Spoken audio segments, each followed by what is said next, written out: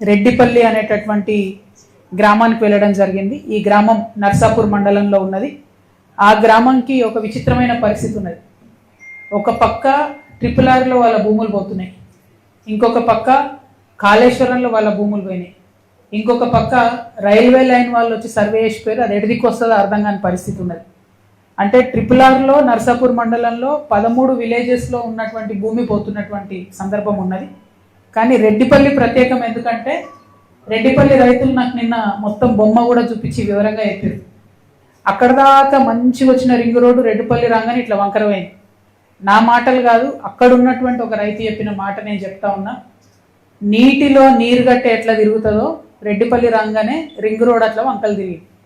మరి ఎందుకోసం వంకర తిరిగింది రింగ్ రోడ్ అని వారిని రైతులను అడిగితే పెద్ద నాయకులు దాదాపు 3 పేర్లు చెప్పారు. బీఆర్ఎస్ పార్టీలో ఉన్న పెద్ద నాయకులవి.